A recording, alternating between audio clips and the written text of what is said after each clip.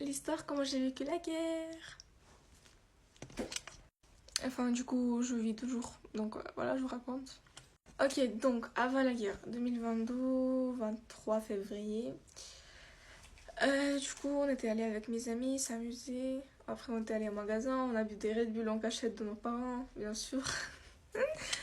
J'avais combien? J'avais 13 ou 12 ans, je sais plus. Et donc, on s'amusait, mais du coup, à l'école, on nous a parlé de la guerre, mais ils ont dit que ça va jamais arriver. Donc, on les a crus. Voilà. Et donc, 24 février, je me réveille à 5 heures du matin à cause d'une petite explosion. Par contre, j'ai pensé que c'était 3 heures du matin, mais non. Du coup, c'est 5 heures du matin. Et du coup, j'ai pas entendu une petite explosion, mais j'ai pensé que c'est des garçons qui jettent des pétards parce que ça ressemblait un petit peu à ça, parce que c'était loin. Et du coup, j'ai pensé à ça directement, je sais pas.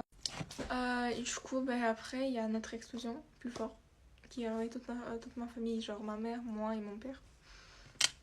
On se réveille, on sait pas qu'est-ce qui se passe, on sait pas quoi faire, on sait vraiment rien. Rien. Je crois qu'il y avait après des explosions encore. Du coup, on regarde à travers la fenêtre et on voit tout le monde avec les valises. On sait pas qu'est-ce qu'ils font.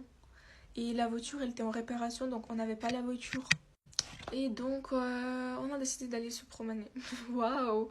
Non, mais moi, j'ai pensé, c'est mon dernier jour, donc faut profiter de la vie, vous voyez? Genre, faut vraiment profiter. Voilà. Et donc, on se promène et tout. Et là, à côté du magasin, on voit une missile.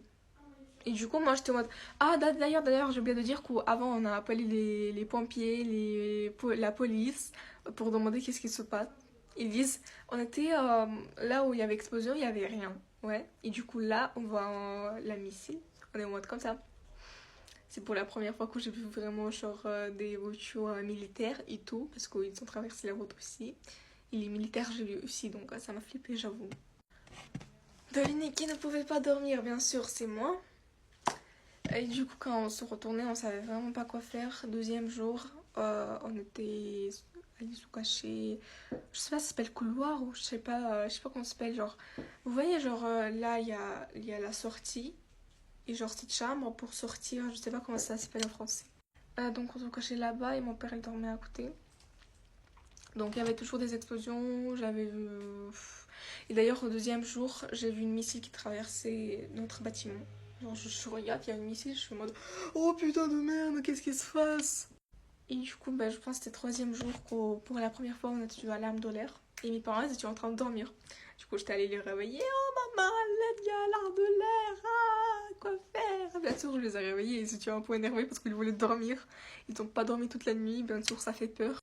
D'ailleurs, ma mère, il y avait ma mère qui regardait un film d'horreur. Et il dit ah non, non, ça fait beaucoup plus flipper là, en réalité, quoi.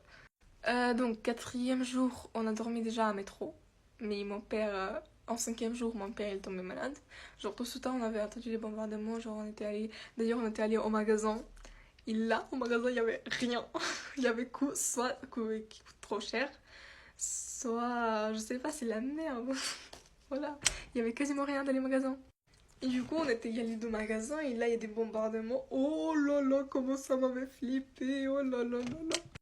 Et du coup, c'était le cinquième ou sixième jour de la guerre, je me souviens plus. On a dormi en métro comme toujours. Et d'ailleurs, quand on était allé en métro, il y avait des bombardements aussi, donc ça faisait peur.